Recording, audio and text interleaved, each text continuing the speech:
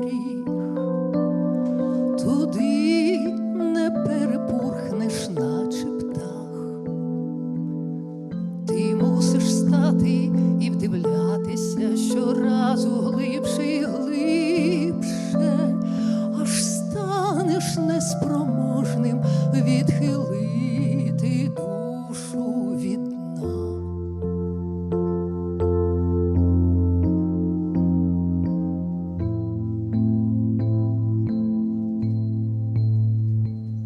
Там поглядів вже жодна зелень не наситить, не повернуться вже ув'язнені очі. А ти вважав, тебе життя сховає, твоє життя, яке перетекло в глибини,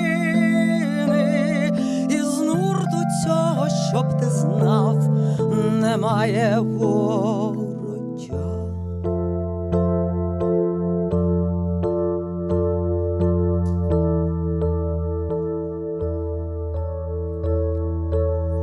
Охоплений він таємничою красою вічності, тривати, тривати, не переривати відльотів тіням, а лише тривати, щораз ясніше і простіше, ясніше і простіше, ясніше і простіше.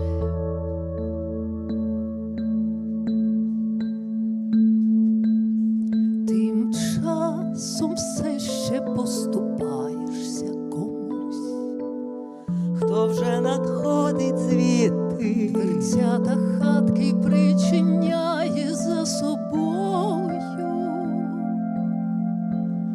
а йдучи лагідно притишує свій крок.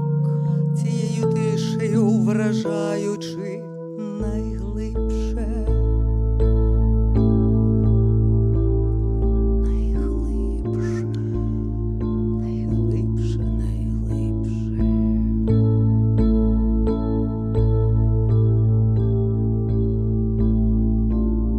Найглибше, найглибше.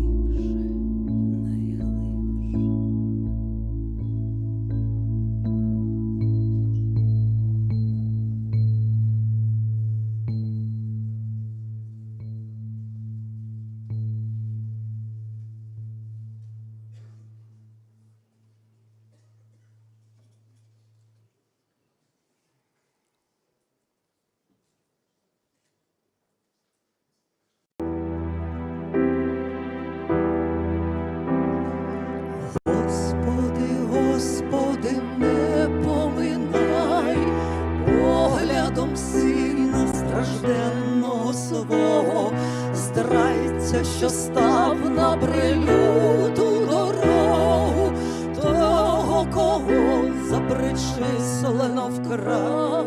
Господи, Господи, не поминай поглядом сина стражденного свого, здрайця, що став на прилюту дорогу, того, кого запричислено вкрай муки, де пекло валами вод, стік собачно лямоване в ту тьми, що густі вергне в народ, що потозначити тільки могло б марне, держись вертикально, вовзайк, що проривається з тебе надзадно, марне,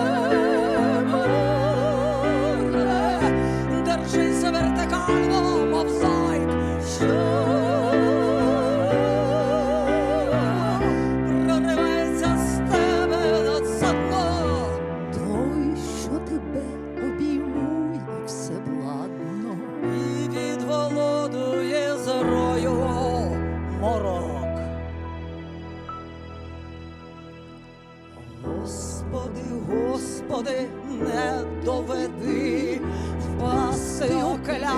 кликнути в порох узятись, дай но триматись, дай но триматись, ніби човну в чорноводі води. Господи, Господи, не доведи впасти, оклякнути в порох узятись, дай но триматись, дай но триматись, ніби човну в чорноводі води.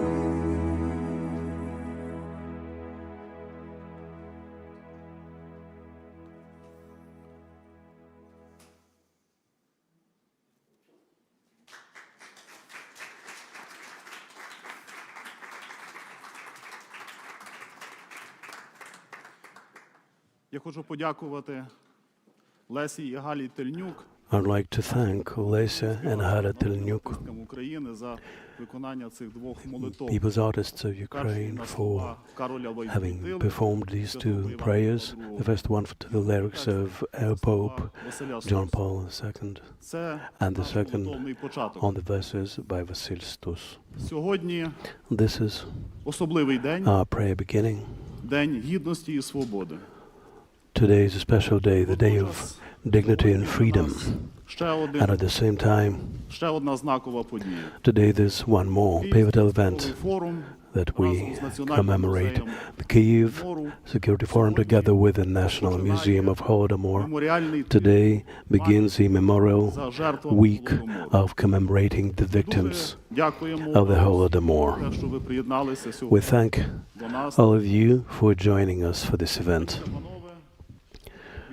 Ladies and gentlemen, on behalf of the Kyiv Security Forum, please stand up in a minute of silence to commemorate and pay homage to all those who died as a result of the genocide of 1932-33, and all those who laid down their lives for Ukraine.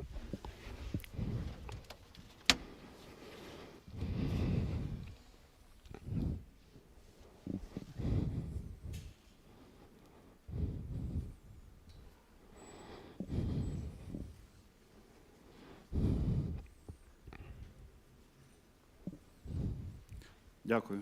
Thank you. Нашу подію ми розпочнемо з двох. We will begin our event with two video addresses, very important for us.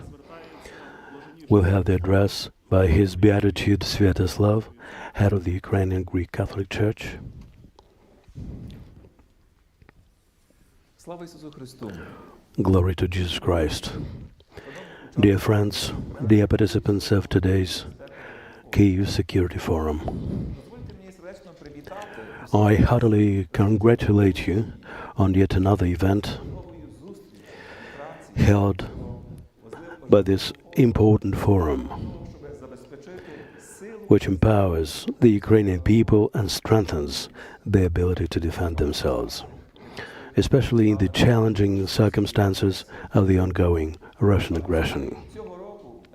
Наш форум This year, our forum is taking place in the context of commemorating the 90th anniversary of a great tragedy, відбувається the Holodomor-Genocide. що And it is symbolic that this event is being held by the Kyiv Security Forum jointly with the National Holodomor-Genocide Museum and its team. не просто вшановуємо Together, we're not just commemorating what happened 90 years ago, we're seeking to make sure that it is remembered and prevented from happening in the future. 90 years ago, Stalin's regime used famine as a weapon for the first time. зважаючи на масштаби цієї Considering the scale of that tragedy and the millions of lives сталінський режим that Stalin's regime destroyed on the Ukrainian land, we come to understand that it was a weapon of mass destruction, perhaps the cheapest one in the world. теж розуміємо, що We also understand злочин став that this type of crime was a consequence of the destruction of a sovereign and independent Ukrainian state. Вшановуючи цю річницю, Commemorating the anniversary of this tragedy as the war is going on, we see that even today the Russian invaders try to weaponize everything they can lay their hands on, including food. ми є свідками того, як на окупованих We're witnessing how, in the occupied territories, the Russian aggressors, yet again, try to starve to death everyone who refuses to take bread from the invaders' hands. думати про безпеку, Therefore, згадуючи as we are remembering the Holodomor-Genocide, завдання, зокрема, thinking about security is key, in particular for this Security Forum. бажати усім учасникам цієї події I want to wish all the participants of this event, відваги і сили first and foremost, courage and strength of spirit, to look into the eyes of Ukrainians who still suffer the pain caused by the Holodomor-Genocide, глянути в очі нашим to have the courage to look into the eyes of our military, тілами, затуляючи who are shielding our motherland from the Russian aggressor with their bodies. політикам, Modern politicians, public figures, and opinion leaders should have the courage to look into the eyes of the Ukrainian people wounded by the trauma of war шукати and look for ways to secure it together, to security which is sure to come with Ukraine's victory over the Russian invaders. May the Lord bless your work. May the Lord rest the souls of innocent Ukrainians starved to death 90 years ago. May the Lord give our people the fortitude to stand fast in our ongoing fight. May the Almighty bless all those who are helping Ukraine win. Боже вам благословення. I wish you God's blessing and fruitful work. А наступне звернення – це звернення Олександри Матвійчук, голови Центру And the next address will be by Oleksandra Matviychuk, head of the Center of Civil Liberties and Peace, Nobel Peace Laureate. Форум разом із Національним музеєм Голодомору за участю глав дипломатичних This event, which is organized by the Kyiv Security Forum jointly with the National Holodomor Museum, gathering the heads of diplomatic missions, prominent public figures and scientists, symbolically marks the beginning of the memorial work dedicated to those who perished in the Holodomor-Genocide perpetrated by Moscow against Ukraine in 1932-33. I call upon Ukraine and Ukrainians across the world to join together in commemorating the 90th anniversary of the Holodomor. Our remembrance of the Holodomor serves as our national plea to the world, testifying to our Lord and Savior and to all humanity. As we walk this earth, no force can annihilate our nation. I wish to pay tribute to all those who possess the courage and strength to preserve and pass on the memory of the Kremlin's unthinkable crimes. The virtue of this truth has become our fortress. I'm grateful to every nation whose leaders, governments, parliaments, scientists and public activists have recognized the genocidal nature of the Holodomor, affirming the failure of Moscow's plan to eliminate the Ukrainian people. Having revealed and accepted the truth about the Holodomor, the world safeguarded Ukraine and stood with it. The genocide of 1932-33 stands as one of the deadliest crimes against humanity in the history of civilization. The world revived the memory of millions of innocent Ukrainians murdered by the Kremlin. But unfortunately, the world fell short of eradicating the evil that sought to obliterate and subjugate entire nations.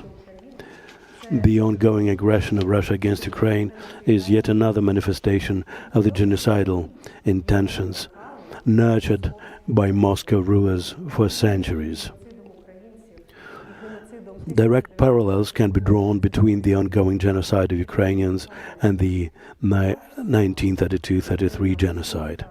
It involves the same misanthropic ideology, employing cruel and murderous methods, driven by the same anti-human goals of subjugation and destruction. Burn the harvest, rob the people of bread and any potluck, contaminate lands with mines, detonate them, and plunder swaths of land, homes, rivers, and riversides, including cultivated areas. It is the same action pattern. It is the same brutality towards all human beings. This impunity has a long tradition. While Nazi war criminals were held accountable by the Nuremberg Tribunal, the Soviet totalitarian Gulag was never convicted or punished. Hence, this evil re-emerges repeatedly, destroying 500,000 populated Grozny, Russian bombs devastating Aleppo, burning Mariupol to the ground, and human bodies lying in the streets of Bucha. The time has come to break this cycle of impunity. Unpunished, evil grows and expands, gaining strength and contaminating the entire planet, from Europe to Asia, from the Middle East to Taiwan, from the Atlantic to the Pacific Oceans. That is why it is important for other nations to support Ukraine. This is why the leaders of the Kremlin should face trial before a special tribunal. That is why we should feel no weariness, no weakness, no despair. Ukraine is alive. Ukraine will prevail. We have faith in humanity's capability to defeat evil. We believe in our victory, because democracies must prevail in wars and restore peace to the people.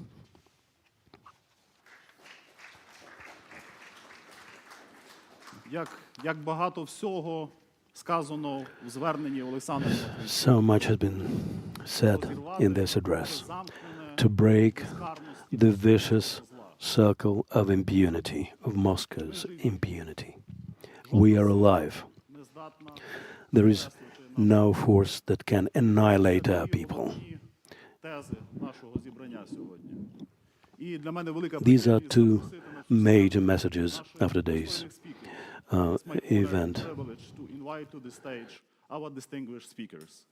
Bridget Brink, the United States Ambassador, you are welcome.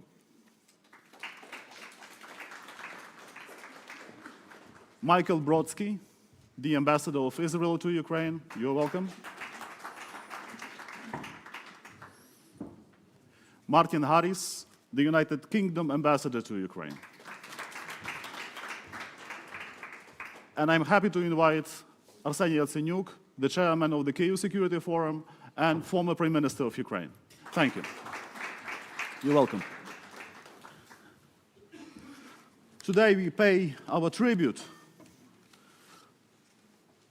to those who preserved the truth about the Holodomor-Genocide. Our special gratitude goes to President Viktor Yushchenko, who made an enormous historic contribution into the efforts of international remembrance. 17 years ago, the Parliament of Ukraine, the Verkhovna Rada of Ukraine, recognized Holodomor as a genocide against the Ukrainian nation. Since then, more than 32 nations recognized the Holodomor as a genocide of the Ukrainian people, including the European Parliament, and the Parliamentary Assembly of the Council of Europe. I wish to start our conversation with my question to Ambassador Brink. I'm really happy that you are here today with us. The United States President, the Senate, and the House have recognized the Holodomor as a genocide. Your Excellency, why do you think it is important to remember the Holodomor today, especially today when Moscow continues its genocidal war against Ukraine? You're welcome. Well, thank you very much, and thank you, Arseniy. It's really, and colleagues, it's very important that we're all here today, and I thank the Kyiv Security Forum and former Prime Minister for inviting us to mark this day, which is the 90th anniversary of the Holodomor. I think all of us look back at that time period and Stalin's brutal actions where millions of Ukrainians died in this orchestrated famine as something never to be repeated. And now we find ourselves, and as Oleksandra Matviychuk said so eloquently, with some parallels today that seem quite similar. So I just want to say a word about how today it's perhaps more important than ever that we come together to remember this terrible, terrible tragedy and orchestrated set of events, but also that we work collectively to do everything we can to prevent it from happening again. I want to just note that since Russia decided to withdraw from the Black Sea Grain Initiative last summer, what we have seen is deliberate attacks on grain, on port infrastructure, on a lifeline of food for the world. Now, the Black Sea Grain Initiative was put in place in the summer of 2022, and it was quite successful. A year of working resulted in 32 million metric tons of grain and other products going to the world. More than half of that went to food-scarce countries.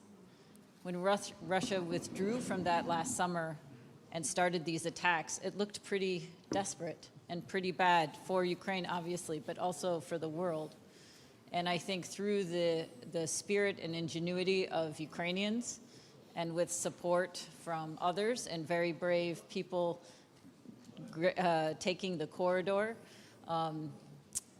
we have now seen over 130 ships move in and out of the Black Sea humanitarian corridor. I'm sure Martin will talk about insurance, which from the UK, which has contributed to this. The United States, and I know all of our partners, are committed to helping the Ukrainian government and businesses continue this corridor and keep it going. Now, 5 million metric tons of grain and other products since the start of this corridor just a couple months ago have now gone to the world. And we are determined not to let Russia and Vladimir Putin stop food from going to the world. And so with your question, I'm sorry to get back to it after such a long set of words, but it's vitally important that we stop, that we pause, that we recognize the horror of what happened, but that we also realize that this can happen again. And there are efforts to try to do this again, to try to use food as a weapon, not just against Ukrainians, but against the entire world. So I am very proud to be here. My Secretary of Defense was just here yesterday to affirm and show again that the United States is and will stand with Ukraine and do everything in our power to counter this terrible effort and to ensure that Ukraine can become the country that its leaders and its people want to become. Thank you. Thank you. I would like to use this opportunity and to thank you and to welcome yesterday's visit of your Defense Secretary to Ukraine. It was a remarkable gesture of support and solidarity with our country. You reminded me that Anne Applebaum recently wrote in The Atlantic. She said that Ukraine, the United States, and the European Union have achieved something remarkable. Working together, they have not only preserved the Ukrainian state, but stood up to a bully whose nihilism harms the entire world. With yesterday's visit in mind, Your Excellency, please tell the Ukrainian society, do you believe that we will win? I believe Ukraine can and must win, must prevail, and that the United States and our partners and allies will support Ukraine to this end.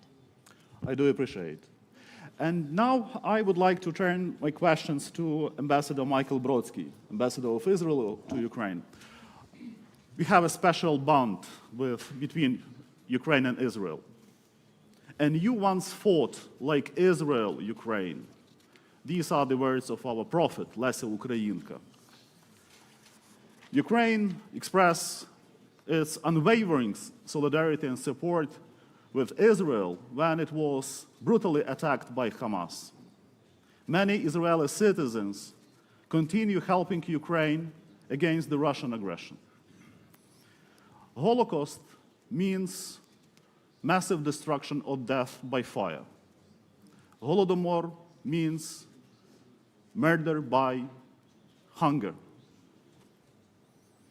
Your Excellency, what's your reflections on the origins and consequences of the Holodomor-Genocide? And what parallels do you find today? You're welcome. Thank you very much, Danila, and thank you for mentioning the terrorist assault on Israel on the 7th of October. The Holocaust you mentioned happened only a decade after the Holodomor. And Babin Yar, a place where tens of thousands of Jews were killed in a matter of just a few days, became a symbol of Holocaust in Eastern Europe. Like in the case of Holodomor, also in the case of the Holocaust, the Shoah, the Soviet regime, first the Nazis, but then the Soviet regime made all possible efforts to erase the very memory of this tragedy. And it was only after 1991, when Ukraine became an independent country, when it became possible to talk openly about these tragedies, the tragedy of Holodomor and the Holocaust. But I think it's impossible to talk about these historical events without mentioning the tragedies that our two nations are going through these days. Almost 2 years ago, Russia launched an aggression against Ukraine, which resulted in killing thousands of people, millions of refugees, and devastating implications on the human, social, and economic infrastructure of the country. On the 7th of October, just slightly more than a month and a half ago, terrorists brutally attacked Israel and killed more than 1,400 people and kidnapped more than 230 people, including women, children, and Holocaust survivors. And after the Holocaust, we said, never again. Never again the Jewish people will suffer from atrocities. Never again the Jewish people will remain unprotected. These words are very relevant to what is going on today, and these words are very relevant to the Holodomor as well. We should do our utmost to prevent happening these atrocities again. And we should say again, this should never happen again. Neither Holodomor nor the Holocaust. We should do everything we can to prevent these atrocities. We should do everything we can to remember the victims. And this is the memory of the past which gives us strength to fight the evil in the present. Thank you. Thank you. Thank you very much. And Once again, on behalf of the Kyiv Security Forum, I would like to thank you very much for your participation and your contribution into the efforts to remember the Holodomor-Genocide and to support the Ukrainian nation. We do appreciate this. And now I would like to ask the United Kingdom ambassador. I'm really happy, sir, that you're here, and I'm really happy, and I congratulate you upon your mission to Kyiv. For decades, the British historians and experts have preserved the memory about the Holodomor and the Holodomor-Genocide. I still remember 2003 when, as a young Ukrainian diplomat at the United Nations Security Council, I shared the information about the Holodomor using the British sources. The United Kingdom Parliament made an important contribution in the international efforts by recognizing the Holodomor as a genocide recently. Your Excellency, my question is almost the same. Why do you think it is important to remember the Holodomor, but even more, as Oleksandra Matviychuk said, why it is important to punish the evil? What danger may the unpunished evil possess? You're welcome. Thank you so much, Danilo. Thank you also, Arseniy, for inviting me here and for this very important event. Our Prime Minister wrote an article in Ukrainska Pravda just this month, and he said in that article, why do we remember? We remember as an impulse to action. That's the point of remembering. Of course, we are remembered to pay respect to the victims of the crimes of the past. We also remember as an impulse to action. And at this time, I'm today remembering a few people. I first of all want to remember Gareth Jones, the journalist, who was one of those, as you said, one of those British witnesses to the Holodomor.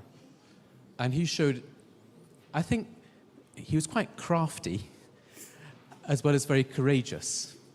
So as he was taking his train into Ukraine, he got off the train 40 miles before his supposed destination so that he could give the slip to his minders and he could walk and witness the Holodomor in Ukraine and then write and tell the world what was happening in Ukraine in the 1930s. One of the very few people to do that. He was, of course, expelled from the Soviet Union for his action. And a few years later, he was killed in mysterious circumstances in Mongolia. Today, he's recognized and he received the Ukrainian Order of Merit for what he did. But the first thing the reason I remember Gareth Jones is because he tells us how important it is to be a witness to crimes and to catalogue the evidence of crimes. And that's why I'm very proud that today we're supporting the Ukrainian authorities and the Ukrainian people to catalogue the evidence of the crimes that have been committed by Russia in the course of its cruel invasion of Ukraine. And we must continue to do that. The second person I'm remembering today is a personal friend of mine, Volodya, who lives in Lviv. I think Volodya won't mind me telling you that he was born in 1942. And I've known Volodya for many years, since I first studied Ukrainian in Lviv in 2003. And so Volodya, we used to walk together, that's how I learned my Ukrainian, walk our dogs together in Strysky Park. But he told me about his personal history, how his earliest memories are of his mother trying to feed her family with the meat of a dog in 1946, when there was another terrible famine, another Holodomor in southern and western Ukraine in the immediate aftermath of World War II. And as we recognize and remember today the victims of the Holodomor of 1932, 1933, I think we also need to remember that this continued, that there were further horrific famines in Ukraine. And for me, the most terrible thing about this was that his mother then had to abandon him and his sister because she couldn't feed them.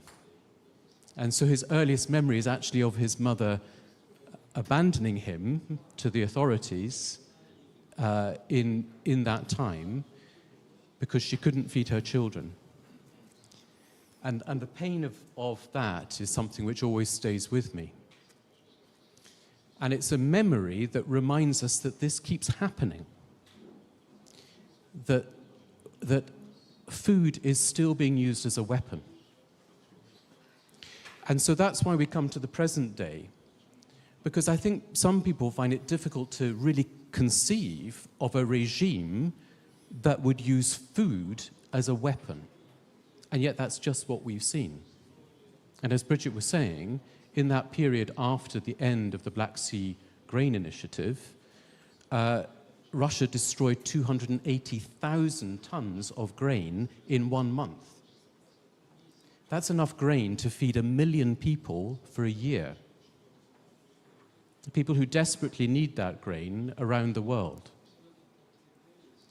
I was in Odessa last week with our new Foreign Secretary, David Cameron, because he wanted to see how today, with the support of its partners, Ukraine is breaking the Russian blockade.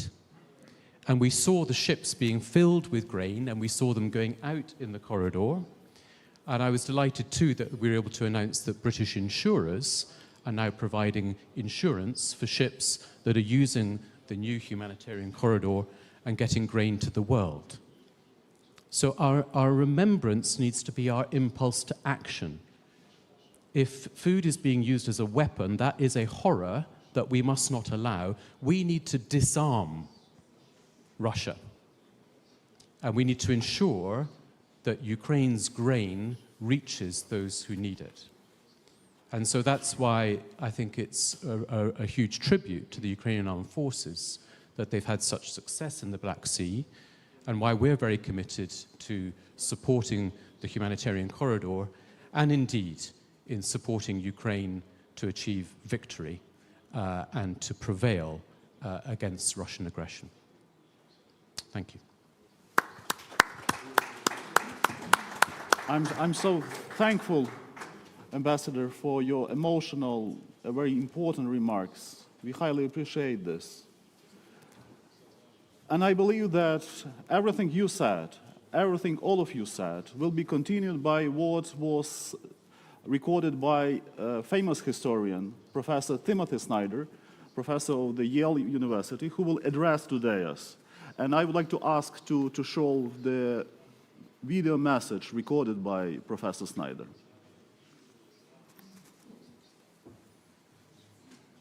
Your Beatitudes, Excellencies, friends, I'm grateful and honored to be asked to send along this message about the meaning of Holodomor.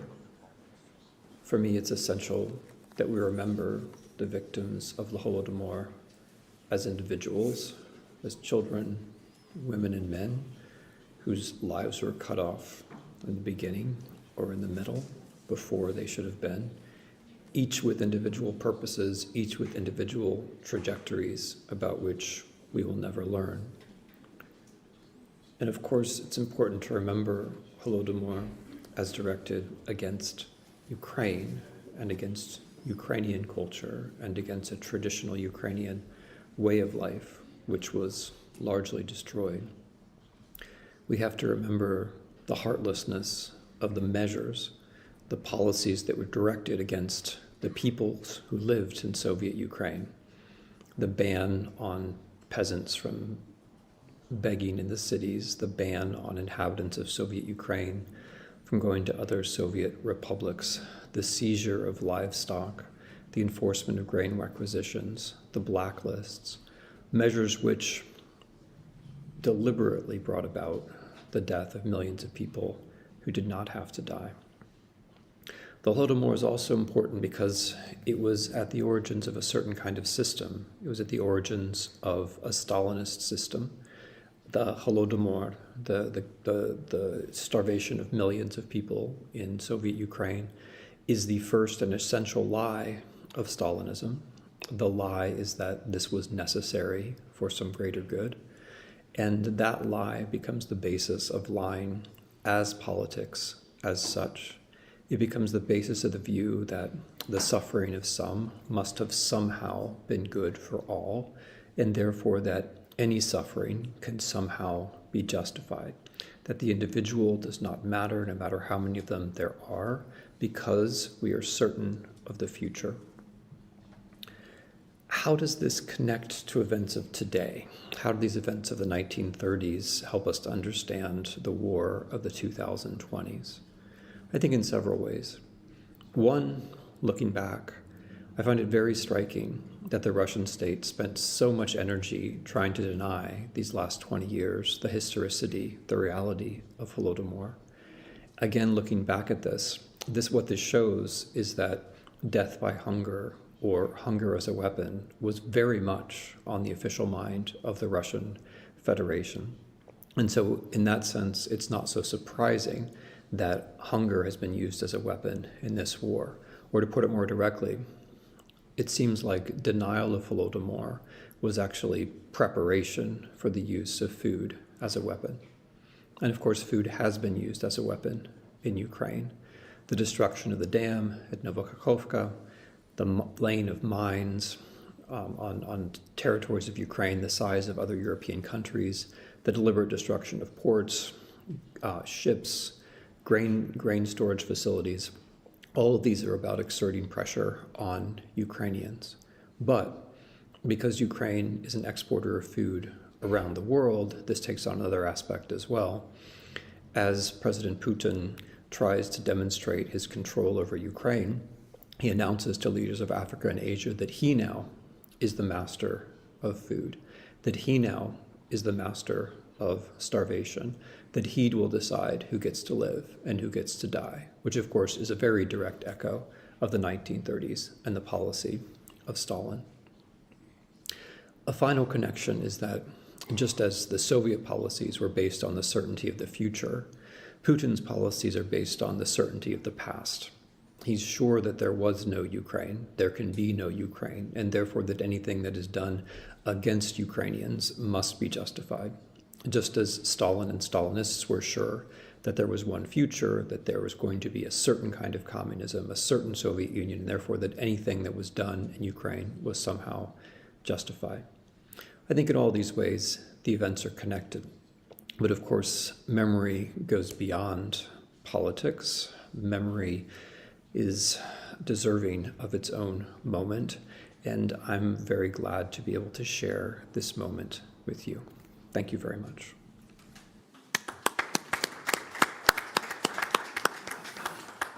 Professor Snyder says that there is a key message which is sent by Putin to Ukraine, to the world, that there is no Ukraine, there are no Ukrainians. And by saying so, he continues the policy of Stalin. 10 years ago, Ukraine proved that there is Ukraine, there are Ukrainians, that Ukraine is a nation of dignity and freedom. And I would like to invite Arseniy Yatsenyuk, who was one of the leaders of the Revolution of Dignity, to share with us his reflections on the 19th anniversary of Holodomor-Genocide, as well as on the anniversaries of our most important dates in the modern history, Revolution of Dignity and the Orange Revolution. You're welcome. Thank you, Danilo. Thank you, distinguished ambassadors. Thanks for coming. It's a great honor. And this is a very clear-cut sign to the Ukrainian people that you do respect Ukrainian people, that you do help Ukrainian people, that you do share all the trauma that Ukrainian people already experienced, and that you support Ukraine in our fight against the Russian-led aggression, not only with the hot air, but with the real clear-cut acts. So once again, I do appreciate your support. You just mentioned the war criminal Putin, and you said that Putin says that there is no Ukraine. Here is the thing, the problem is that it's not just a lip service. He's acting. And what Putin is doing, he is a clear-cut successor of Stalin. He is actually implementing an old policy of Stalin's Russia and Stalin's Soviet Empire. The thing is that Putin wants to annihilate Ukraine. Annihilate Ukraine as a state and annihilate Ukrainians as a nation. So it fits definitely into the legal term of genocide. Just let me remind you that the Convention of 1948 comprises 5 acts of genocide. And every single act, even including the last one, which is an illegal transmission of, it's actually not a transmission, but it's an illegal criminal offense against the children. So all these 5 acts definitely says that Russia already committed an act of genocide. So first, let me commemorate those who perished, millions of Ukrainians, due to Soviet-made and Bolsheviks-made Holodomor. Those who were killed, those who fight 10 years ago at Maidan Square for our liberty and for our freedom. Look at the history.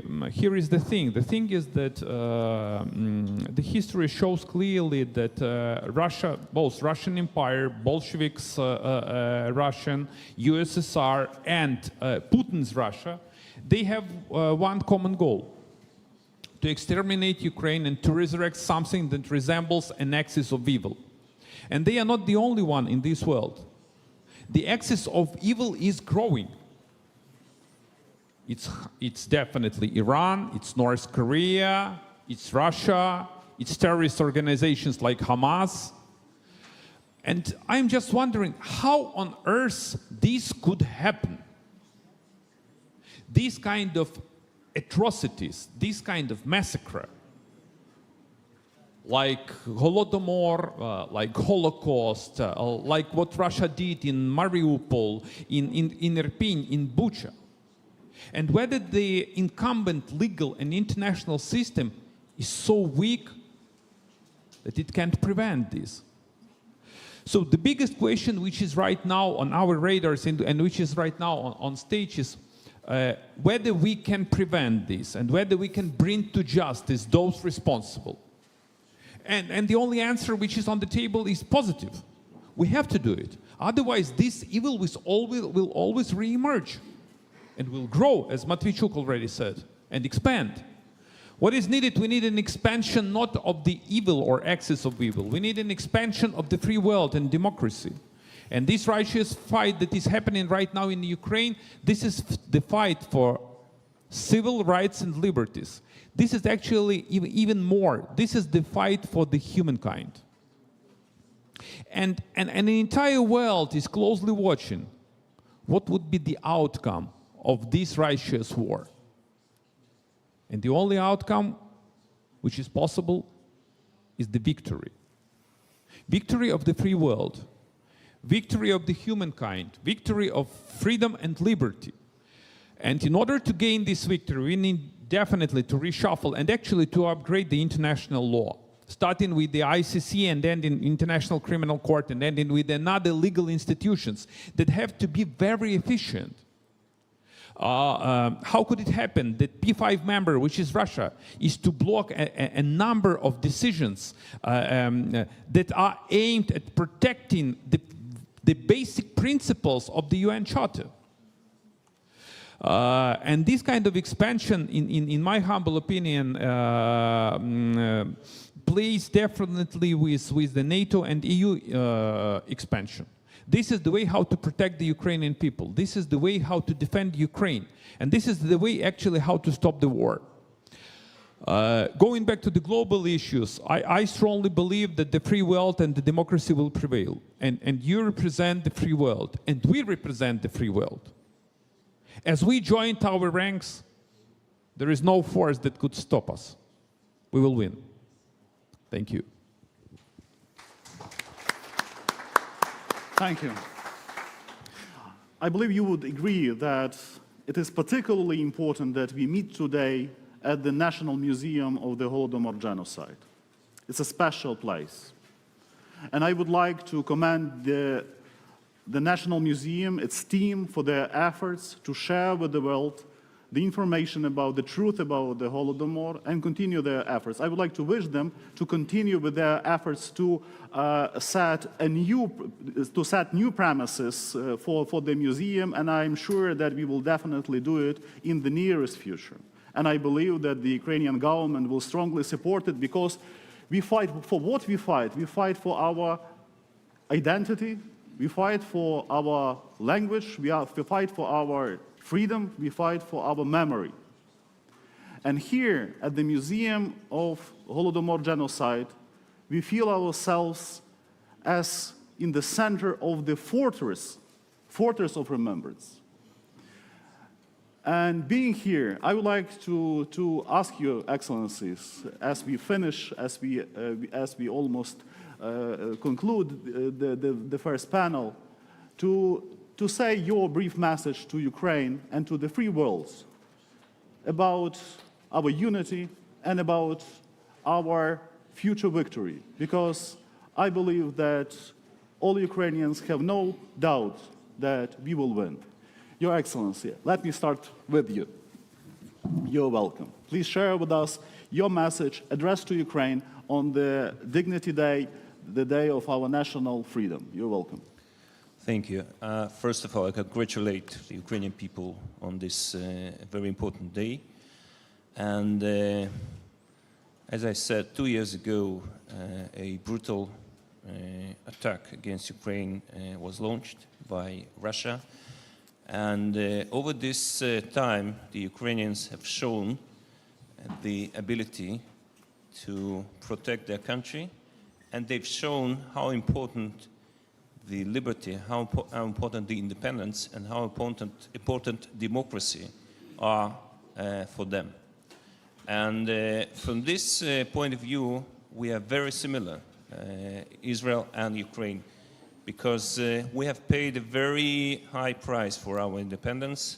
We are still, unfortunately, paying a very high price for protecting our country, and so does Ukraine these days.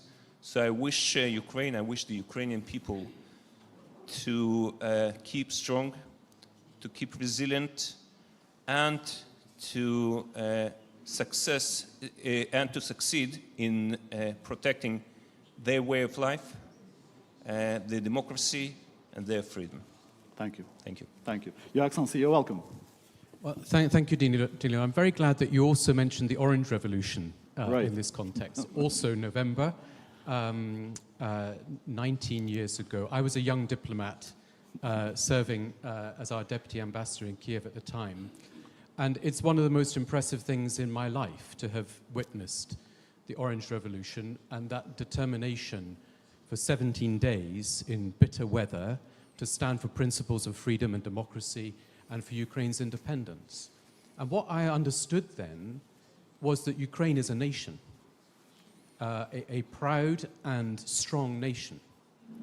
And so when it was my job as the director responsible for Russia and Ukraine, it was my last job before this one, to advise our ministers and our prime minister, I knew from my own experience that Putin was making a catastrophic mistake and that Ukraine would resist and that Ukraine would prevail. That was my lesson from the Orange Revolution because I had witnessed it with my own eyes. And the other message that I will always remember from the Orange Revolution is that razom nas bahato I nas nie podolati. That's true. That's true. And I think that's so important today because we are together. Russia is weak because Russia is alone.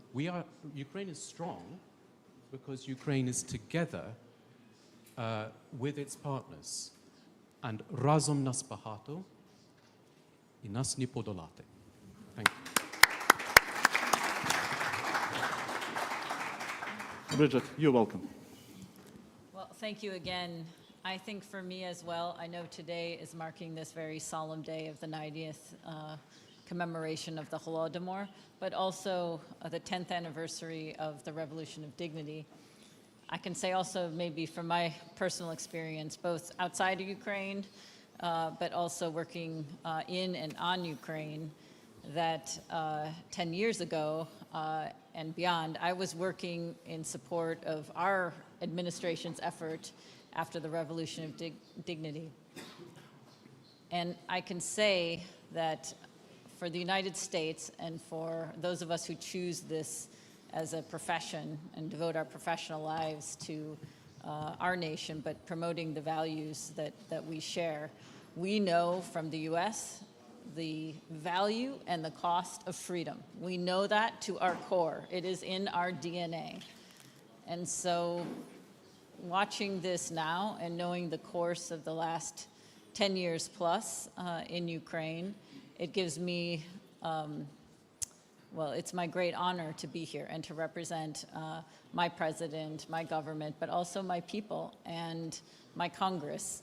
There is strong bipartisan support for Ukraine in America, and it's because this fight for freedom is also our fight.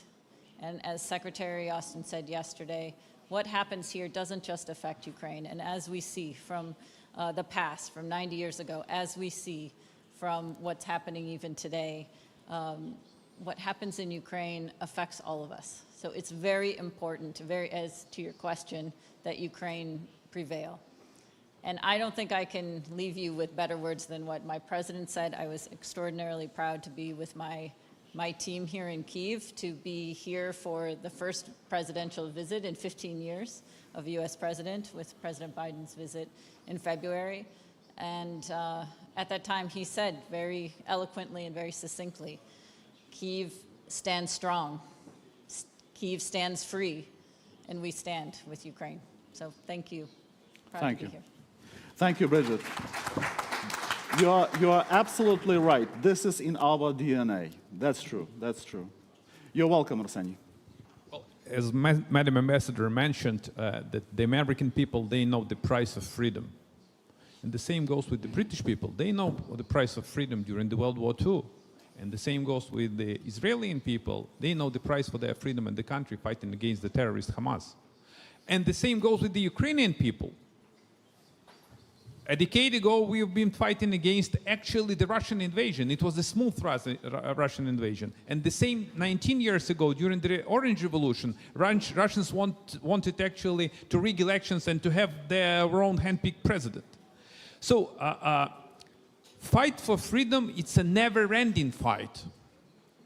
We have to be in a very strong shape in order to win this fight. And there is no any place for any kind of fatigue or burnout. You know, there are different rumors that there is an ongoing fatigue in the free world, that maybe it's too difficult for Ukraine to prevail. We don't buy it. And I am completely sure that you don't buy it.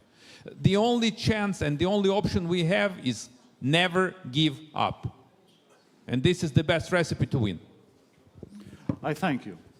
Дуже дякую. На цьому ми завершуємо нашу першу розмову. Thank you very much. And on this, we finish our first discussion. Now we're going to have a short break, and then we'll continue. We thank all the participants.